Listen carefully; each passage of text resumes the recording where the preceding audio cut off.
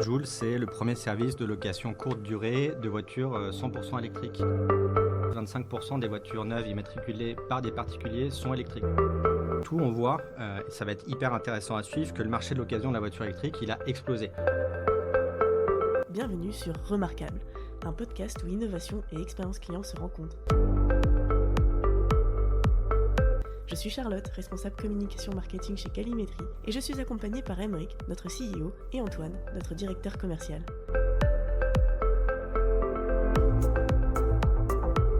Ce podcast est une coproduction de CX First et Calimetri, deux acteurs clés dans le domaine de l'expérience client.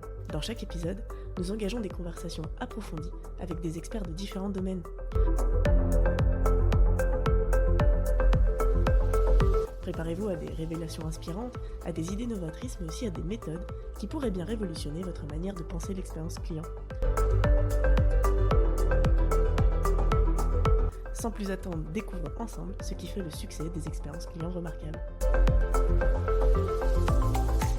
Bonjour à tous, je suis Aymeric, dirigeant de Calimetri. Calimetri, on a un cabinet spécialisé dans la mesure d'expérience client et spécifiquement dans l'automobile. Voilà, on a la chance de travailler pour une dizaine de constructeurs.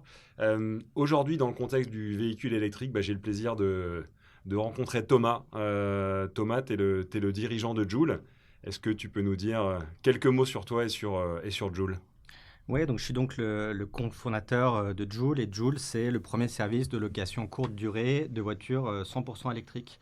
Et donc notre service, il s'adresse à des populations urbaines qui vont avoir besoin d'une voiture pour partir en week-end ou en vacances. Donc c'est la location courte durée de 0,5 jours à par exemple 30 jours. De disposer d'une voiture électrique avec tous les services qui vont avec. Donc ouais, c'est un service 100% électrique. On y reviendra parce que justement, dans le contexte de l'électrique, c'est que là, on entend pas mal de choses. Alors nous, on vient de sortir une étude sur les Français. C'est une étude qu'on fait chaque année sur leur appétence à l'achat d'un véhicule électrique. Ce qui m'a motivé à te voir, et on reviendra peut-être un peu sur ton parcours, c'est en ce moment, on entend que la presse nous dit blanc, noir sur le véhicule électrique, ça se vend pas, les gens en veulent, les gens n'en veulent pas, les chiffres, c'est la catastrophe. C'est quoi, toi qui es expert quand même dans ce secteur-là, qu'est-ce qu'on peut se dire vraiment sur les chiffres du VE ? Il y a des chiffres qui sont tout de même assez positifs aujourd'hui. C'est qu'on s'aperçoit que sur les 6 premiers mois de l'année 2024, 25% des voitures neuves immatriculées par des particuliers sont électriques. Donc il y a une vraie appétence des particuliers sur la voiture électrique. C'était 20% sur la même période sur 2023. Et surtout, on voit, et ça va être hyper intéressant à suivre, que le marché de l'occasion de la voiture électrique, il a explosé. Il y a beaucoup de ventes de voitures électriques qui sont faites il y a 2-3 ans, il y a des retours leasing et tout ça, ça alimente un marché de l'occasion. Et on s'aperçoit que là, récemment, le marché de l'occasion a augmenté de 70%. Il y a un marché, on peut se dire, qui se développe. Il y a une sorte de bashing quand même, parce que forcément, ça fait vendre aussi de la presse. Mais donc, côté particulier, on entend que c'est en mouvement. L'occasion qui arrive, c'est vrai, sur un marché mature. Après, il y a eu des mouvements, et notamment en France, sur les primes et les primes pour les entreprises. Donc là, on sait que le marché, à la limite, entreprise est celui qui est un petit peu plus attaqué avec la perte des 4 000 euros quand on va acheter un véhicule. Mais voilà, on peut se dire, sur le côté particulier, c'est plutôt positif. Justement, dans notre étude, nous, on voit que la motivation des particuliers, c'est dans l'achat du VE, c'est notamment le fait de faire des économies de carburant. Est-ce que tu peux nous en dire un petit peu plus, toi, sur ce que vous observez, le coût réel de ce carburant ? En fait, il y a un double avantage qui est au final assez méconnu sur la voiture électrique. C'est effectivement le coût sur l'énergie, si on compare l'électricité au carburant. Pour faire 100 km, en moyenne, on va dépenser 5 euros d'électricité. Et en moyenne, sur une voiture essence ou diesel, on est à 15 euros pour 100 km. Donc, c'est un rapport de 1 à 3. Et le deuxième point, c'est sur l'entretien. Les voitures électriques, de par leur conception, qui sont une batterie, un moteur électrique qui est assez simple, ne nécessitent pas d'entretien par rapport à une thermique qui dispose de milliers de pièces en fonctionnement, de combustion interne, ce qui fait que sur l'entretien, on a des filtres à changer, on a des bougies, on a des fluides, on a un embrayage aussi qui n'existe pas sur une voiture électrique. Donc l'entretien d'une voiture électrique est beaucoup, beaucoup moins important et presque quasi nul par rapport à une voiture thermique. Et ça, c'est peu connu. Et en revanche, il y a des études assez récentes qui montrent que le TCO, donc le Total Cost of Ownership, le coût de possession quand on prend la voiture, l'assurance, l'essence, éventuellement l'entretien, qui montre que une voiture électrique équivalente, si on prend une Mégane essence par rapport au diesel par rapport à une Mégane électrique, Ouais. ça revient à 25% moins cher. Et Ok, ça, en personne TCO, ne sait. En le TCO, fameux ouais. TCO Ouais. calculé. Ok. Donc c'est vrai qu'il y a, on va en parler, hein. Le premier frein que nous on voit, hein, et ça c'est un frein qui est constant, ça fait 3 ans qu'on fait notre étude sur les VE, c'est le prix d'achat. Et nous, cette année, on a testé quelque chose, parce que c'est vrai qu'on va rarement acheter, entre guillemets, en cash son véhicule électrique. Souvent, on va être plutôt sur une mensualité. Et là, on a testé auprès de Français quel était finalement le seuil sur lequel ils seraient prêts, entre guillemets, à basculer sur un VE. Et on arrive sur un seuil de 340 € par mois. Alors, on n'est pas à la voiture à 100 € d'Emmanuel Macron. On est quand même déjà plus à 340 €. On observe qu'on est à un petit peu plus quand même sur les constructeurs. On va tourner autour de 500. Alors après, il y a des offres qui arrivent. Peut-être que tu peux nous en parler, mais qu'est-ce qu'on peut faire quand on n'a justement pas ce prix à 340 et qu'on achète son VE? Ouais, des offres de voitures polyvalentes, hein, c'est ça qui est intéressant sur la voiture électrique, c'est de sortir de la citadine qui va avoir un usage assez limité et de voir qu'est-ce qu'on peut acheter pour 340 €. Est-ce qu'on peut acheter pour 340 € par mois une voiture qui permet de faire n'importe quel trajet comme une voiture thermique? On commence à y arriver du côté des constructeurs, effectivement. Et surtout, nous, ce qu'on permet chez Joule, c'est de proposer sa voiture à la location sans aucun effort. C'est-à-dire qu'on propose à des propriétaires d'abaisser le coût de possession de leur voiture en nous confiant leur voiture qu'on va louer quand ils ne s'en servent pas, en échange d'un revenu mensuel D'accord. qui est entre 100 et 600 € par mois. Donc en fonction du modèle, en fonction... Donc on partage comme sa maison en Airbnb ou autre, on va se mettre à partager son véhicule et c'est nous qui décidons, entre guillemets, peut-être les moments où on n'en a pas besoin, c'est ça? Alors, notre schéma de mise en gestion-location, on va prendre la voiture, on va la louer et le propriétaire, quand il en a besoin, il nous la demander en fait. Et on va la livrer propre, chargée, prête à partir en bas de chez lui. Donc le propriétaire, il va non seulement recevoir un revenu mensuel associé à la location de sa voiture, qui est fixe et qui est garanti tous les mois, mais aussi économiser les frais de parking qui coûtent assez cher en ville. Donc on s'adresse aujourd'hui dans un premier temps à une cible de gens qui habitent à Paris ou en Île-de-France et on va se déployer dans d'autres villes très très vite. Voilà, l'ordre de grandeur d'un parking à Paris, c'est entre 150 et 200 € par mois aussi d'économie. Et D'accord. aussi ne pas la contrainte de devoir trouver un parking avec une borne, ce qui est beaucoup plus pratique quand on a une voiture électrique, c'est pas obligatoire. Il y a plein de gens qui ont un parking sans station essence associé à la place de parking. Mais nous, ce qu'on permet, voilà, c'est de gérer tout ça, de se débarrasser de est-ce que je prends un parking, est-ce qu'il y a une borne sur le parking, est-ce que je dois m'occuper de la brancher quelque part quand je reviens, etc. En fait, c'est quasiment un service de conciergerie qu'on propose aux propriétaires qui nous font confiance. Donc ma voiture, elle est sous gestion. Vous nous la livrez nickel quand on en a besoin. Ça peut couvrir finalement le différentiel qu'on disait entre des véhicules peut-être à 500 par mois et puis ce que j'étais prêt à payer avec des revenus à partir de 100 € par mois. Mais ça peut aussi carrément finalement annuler ma mensualité si le véhicule tourne bien et qu'il est bien loué, quoi. C'est ce que je peux... Exactement. Ok. Exactement. En fonction de l'utilisation, encore une fois, du modèle de voiture que vous choisissez, ça peut amener à avoir un coût de possession qui est nul sur la voiture. Parfait. Un autre frein des Français, et là, c'est... Alors déjà, ceux qui n'ont pas de véhicule électrique, c'est la peur de la panne. Mais même ceux qui sont aujourd'hui propriétaires d'un véhicule électrique, on voit que 42% nous évoquent une sorte de stress lorsqu'ils se lancent sur de la longue distance. Donc longue distance, forcément, ça va être les vacances.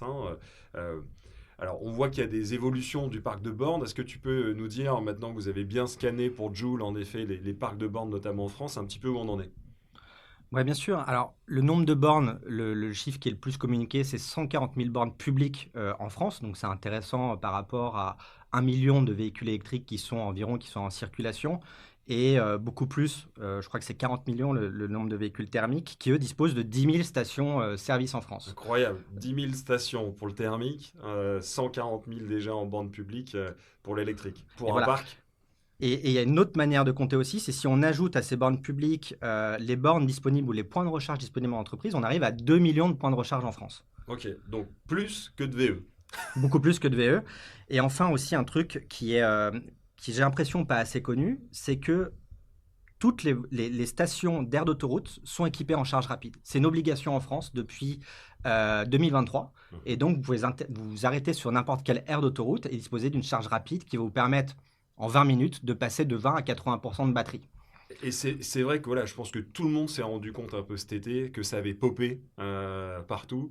J'avais pas en tête ce côté-là qui était du coup obligatoire. Et finalement, ça reste une bonne chose puisque derrière, voilà, on est certain qu'il n'y a pas de mauvaise surprise. Alors, on peut toujours avoir une borne en panne, mais entre guillemets, vu les opérateurs là qui sont présents sur les stations, enfin, c'est tout leur intérêt quand même de bien entretenir ces stations et du coup, voilà, de pouvoir rassurer entre guillemets un utilisateur.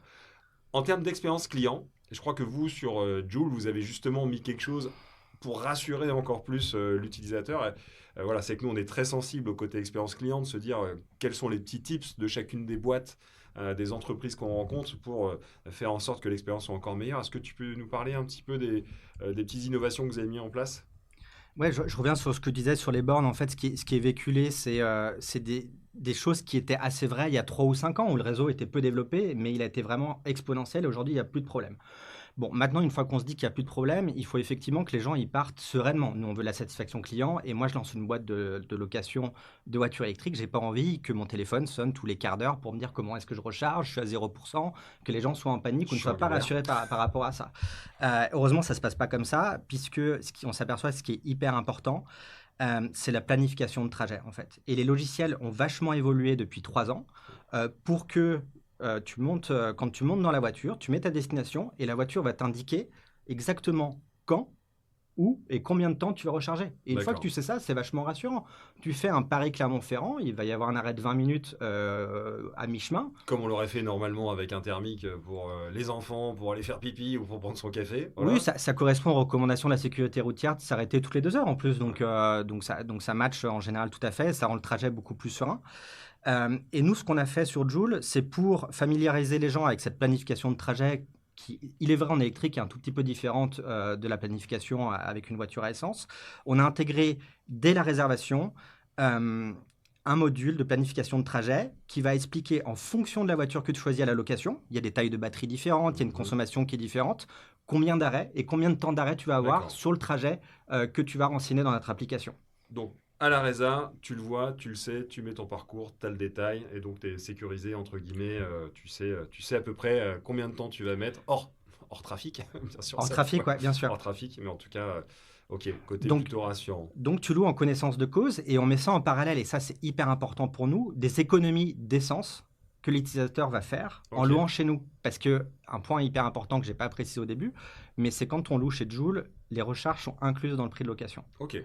Donc, sur 1000 km, au lieu de dépenser 140 € d'essence, tu vas dépenser 0 € en charge, puisque les charges sont prises en compte, sont prises à notre charge, sans jeu de mots, du côté de Joule.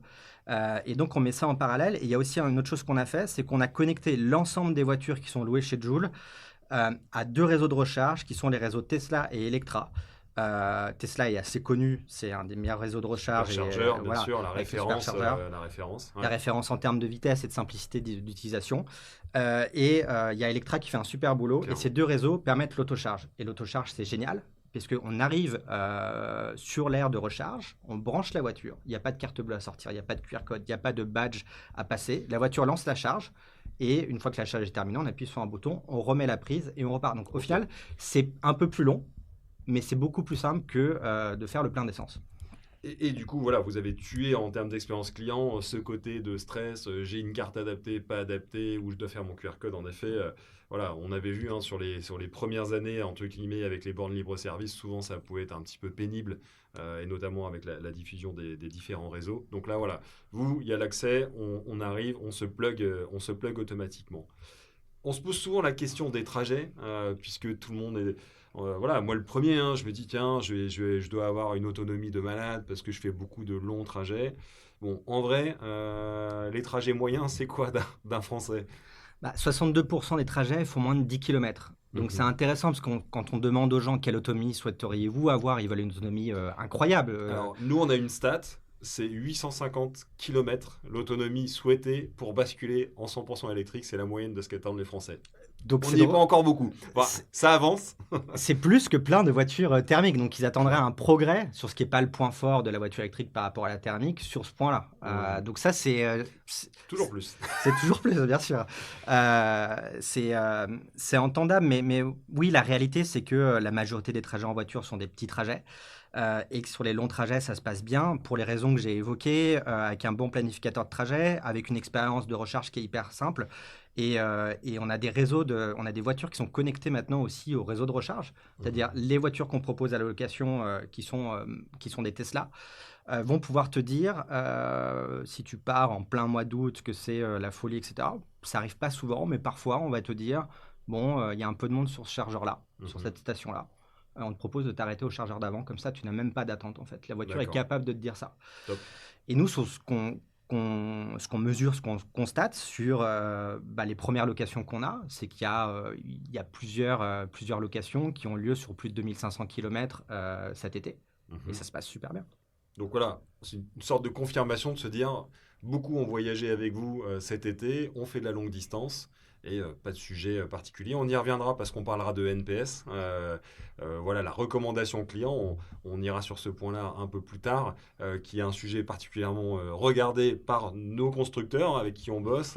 Et du coup, forcément, voilà, une expression utilisateur sur ce nouveau type de service. C'est intéressant de voir tout ce que vous avez réussi à dénouer. Est-ce que ça va booster ou pas le NPS? Avant d'aller un peu là-dessus, on parle beaucoup d'économie, on parle beaucoup de rationnel, mais le côté plaisir de conduite. Nous, dans notre étude, là, on a 80% de gens qui ont un véhicule électrifié qui repartiraient sur un véhicule électrifié. Là encore, une fois, on casse un peu ce qu'on peut entendre dans la presse qui nous disent les gens se détournent de l'électrique, finalement, ils veulent repasser sur le thermique. Bon, 80%, nous, de possesseurs qui repartiraient sur du véhicule électrifié et 52% qui se déclarent comme étant ambassadeurs de leur véhicule. Qu'est-ce que tu en penses, toi? Moi, je trouve ce chiffre excellent. On est sur une techno qui est relativement nouvelle, des usages qui sont relativement nouveaux, des habitudes à prendre qui sont nouvelles, qui sont pas difficiles, mais qui sont face à quelque chose qu'on connaît depuis 75 ans, qui est la voiture thermique, qui est la station-service, qui est tout le fonctionnement de voiture thermique. Et donc, si en mettant dans les mains des gens des voitures électriques, il y en a 8 sur 10 qui disent qu'ils sont convaincus, c'est quand même un chiffre que je trouve plus que bon et qui est hyper encourageant. Et 1 sur 2, ambassadeur, qui finalement devient le promoteur. C'est celui qui va aller dire à son voisin, regarde, j'y arrive, j'arrive à faire mes longues distances, j'arrive à me recharger sur l'autoroute. Alors, vous savez que moi, j'en ai une depuis 6 ans maintenant en électrique. Combien de gens m'arrêtent pour me dire, t'en es content, ça marche, on doit y aller, on doit pas y aller. On sent qu'il y a des sujets d'interrogation et en même temps, quand on est vraiment convaincu, c'est des choses intéressantes. Les utilisateurs de Joule, est-ce que tu peux nous communiquer justement la recommandation, ton NPS, après le lancement de l'entreprise? Ouais, nous, le NPS, c'est au cœur de l'entreprise. La satisfaction client, c'est quelque chose qui est au centre, surtout quand on lance une activité nouvelle. On est à plus de 70 de NPS sur les premiers utilisateurs. On s'est lancé au printemps dernier. Et donc, c'est quelque chose qu'on suit de très près. Et les gens recommandent le service Joule, ceux qui l'utilisent, et sont en grande majorité ultra satisfaits du service. On les accompagne pour ça. On a développé la technologie pour ça. On propose les meilleures voitures aussi pour ça. Et donc, c'est quelque chose dont on est assez fier. Et j'en ai pas parlé, mais j'ai monté précédemment une marketplace dans la location de voitures qui était assez différente, puisque c'était sur la location de voitures plaisir, en fait. Ma précédente boîte, l'idée, c'était de se dire, quand on aime les voitures, on a envie de louer une Porsche, un cabriolet, une voiture de collection. Il n'y a pas de service intéressant qui permet de faire ça. Et ce service, moi, j'ai développé. Ça s'appelle Roadster. Et à travers sur un métier qui est assez compliqué quand même, donc en marketplace, c'est-à-dire quelqu'un a une Porsche, il la met à la location sur la plateforme. Moi, je ne le connais pas. Il faut déjà avoir confiance dans ta boîte. Voilà. Et il va la proposer à la location. Quelqu'un va partir en week-end avec et que je ne connais pas non plus. Donc, il y a beaucoup de technologies, il y a beaucoup de support client assez spécifiques, il y a des produits d'assurance spécifiques qui ont été développés sur cette plateforme-là, arriver aussi à plus de 70 de NPS côté locataire et aussi côté propriétaire. Donc là, tu as vraiment les ambassadeurs des deux côtés, quoi. Ouais. Donc, le côté marketplace où tu vas prendre la voiture d'un particulier, lui assurer du revenu et en même temps lui assurer que son véhicule reste nickel, Ouais. puisque c'est quand même l'objectif. Quand vous allez la ramener, quand lui va en avoir besoin pour son utilisation personnelle, il faut que ce soit top. Donc là, tu as un 70 de NPS et puis l'autre côté utilisateur, du coup, le lambda qui vient faire sa réservation, qui arrive sur le 70. C'est un peu culotté de se lancer face à des Hertz ou autres. C'est quoi la secret sauce là pour se dire que derrière Joule va bien percer Il y a deux choses, c'est ce qu'on m'avait dit sur ma précédente boîte. Quand tu veux louer des Porsche, mais est-ce qu'il n'y a pas les gros loueurs qui vont s'y mettre? Est-ce qu'il n'y a pas Porsche qui va lui-même louer beaucoup de Porsche, etc. Et c'est le cas. Et aujourd'hui, Roadster est le premier loueur de Porsche en France, devant Porsche, qui a lui-même développé son service. Et le secret, on en a parlé juste avant, c'est la satisfaction client. Et le fait d'être une marketplace permet de proposer un prix de location qui est en moyenne 30% inférieur que n'importe quel service qui serait concurrent. L'idée, c'est de mettre au service cette compétence au service de la location de voitures électriques, voilà, qui est un peu plus complexe que la location de voitures classiques. Il y a pas mal d'adaptations à faire. Il y a la technologie, il y a un support client qui est assez différent, avec le potentiel qu'on connaît. Et ce dont on s'aperçoit, c'est que les loueurs traditionnels, ils sont assez en retard sur l'électrification de leur parc, en fait. Pourquoi? C'est compliqué pour eux de passer à l'électrique. Ils doivent potentiellement...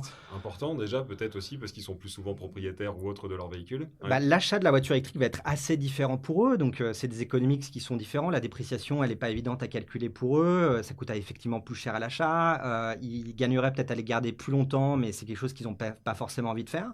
Il y a un coût d'infrastructure.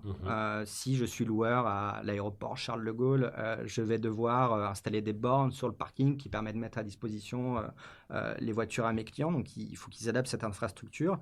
Et puis, leurs équipes ne sont pas forcément formées pour accompagner les utilisateurs sur la voiture électrique. Et nous, c'est tout ce qu'on propose. Donc, c'est-à-dire qu'on a adapté notre infrastructure. Là où on stocke l'ensemble des voitures, il y a des points de recharge rapides, c'est hyper adapté à la voiture électrique. On a commencé par ça, donc c'est hyper adapté à tout ça. Et on différencie le point de gestion des voitures du point de mise à disposition, puisqu'on va livrer les voitures au domicile ou en bas du bureau de l'ensemble de nos utilisateurs. Donc on a vachement adapté notre technologie et notre service à la voiture électrique. Et du coup, voilà, pour nous, c'est une opportunité. Les loueurs traditionnels ne savent pas très bien louer les voitures électriques. Je ne sais pas si je l'ai dit, mais 6% de leur parc, voilà, compte 25%, 6% de leur parc est électrifié, compte 25% des particuliers qui achètent des voitures neuves. Donc on voit qu'il y a un décalage entre ce que les gens potentiellement veulent, avoir une voiture électrique, etc., et ce que vont proposer les loueurs. Et ça, pour nous, c'est une vraie opportunité. Je me rappelle qu'il y a quelques mois, on s'était fait un petit test d'étude sur ceux qui avaient loué des Tesla, et on s'était rendu compte que la plupart, on avait aussi loué chez vous, dans l'optique de s'acheter une Tesla. Donc, est-ce que Tesla peut te dire merci?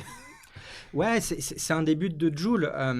C'est-à-dire que notre but, c'est de faire avancer l'électrification du parc. Pour un constat très simple, c'est moins cher. Et donc, nous, on propose déjà des voitures à la location qui sont moins chères que leur équivalent thermique. Si le coût de possession et d'utilisation d'une voiture est plus faible, on va pouvoir répercuter cette économie sur le consommateur. Et aussi, de manière assez évidente, c'est que la voiture thermique permet, sur l'ensemble de son cycle de vie, d'abaisser les émissions de gaz à effet de serre de 80%. Et la voiture thermique est responsable de 15% quasiment des émissions de gaz à effet de serre en France et en Europe. Et on doit diminuer ces émissions de gaz à effet de serre. Donc on propose une solution qui écologiquement est beaucoup plus performante, divise par 5 le nombre d'émissions, les émissions de gaz à effet de serre, et qui est moins cher. Et donc c'est là où est l'opportunité pour nous. C'est vrai que ça fait un bon match entre les deux. Alors là, il fait encore beau. Bon, ce matin à Paris, c'est moins vrai qu'il y a 3 jours. Ça va être les vacances de la Toussaint aussi, donc on peut commencer à préparer ses planifs. Comment on devient client Joule, et est-ce que tu peux donner quelques petits métriques de combien ça coûte une loc ou autre? Voilà, on sait que les gens sont assez friands, on parle de budget depuis le départ. Est-ce que tu as 2-3 petits points à nous donner là-dessus? Ouais, bien sûr, c'est hyper simple. Il suffit de télécharger l'application Joule, donc J-O-O-L, sur l'App Store ou sur le Play Store. Donc, si vous avez un téléphone Android, il faut vous inscrire. Vous mettez votre point de départ. Alors, aujourd'hui, on est disponible qu'à Paris. On va rapidement ouvrir de nouvelles villes, mais pour tous les gens en Île-de-France, je dis Paris, mais c'est l'Île-de-France, vous renseignez votre adresse où vous souhaitez qu'on vous livre la voiture, en bas de chez vous. Vous mettez votre destination et là, on va vous proposer différentes gammes de Tesla, parce qu'aujourd'hui, on n'a que des Tesla, disponibles à la location. Et l'ordre de grandeur, pour un week-end, ça va être environ entre 200 et 300 euros la location de voiture. Carburant compris. C'est ce que j'allais dire, c'est la grosse différence, c'est que tu as le carburant, en tout cas l'électricité incluse, et en kilométrage, tu es sur quoi en moyenne La moyenne, elle est d'environ 500 km par location aujourd'hui. Okay. Donc voilà, tu as du kilométrage et la recharge qui est intégrée pour un véhicule récent et qui peut te livrer chez toi. Oui, alors pour une Tesla Model 3 qui est hyper confortable, qui permet de tenir 4 adultes ou une famille de 5 sans aucun problème avec un grand coffre et qui a tous les équipements qu'on peut imaginer de confort ou de sécurité sur une voiture assez moderne. Et voilà. Parfait. Écoute, on va avoir des belles actus avec le mondial de l'auto. Je pense que vous allez scruter vous aussi un peu les annonces des constructeurs. Parce qu'on s'était dit un peu en intro. Voilà, on sent qu'il y a beaucoup d'interrogations du marché, des obligations européennes. On les a évoquées un peu sur les gaz à effet de serre. Donc voilà, belle actu à venir sur l'auto. Je pense qu'on se tiendra au courant sur l'avancée de Joule. Merci beaucoup, Thomas. Merci, Aymeric, avec grand plaisir.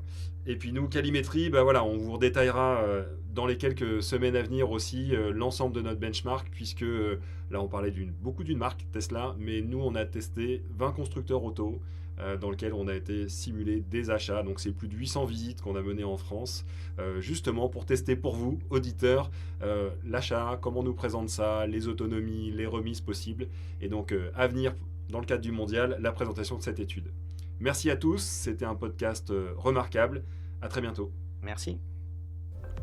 Merci d'avoir écouté cet épisode de Remarquable jusqu'à la fin. Si vous avez apprécié, n'hésitez pas à partager le podcast et à laisser une bonne note sur votre plateforme d'écoute préférée. En attendant le prochain épisode, n'hésitez pas à vous rendre sur le site calimetrie.com pour découvrir l'ensemble de nos études propriétaires qui vont vous aider à améliorer l'expérience de vos clients au quotidien, avec des études sectorielles, mais aussi des études sur des tendances de consommation ou des sujets plus spécifiques comme le service client par exemple. On se retrouve très bientôt pour de nouvelles conversations remarquables.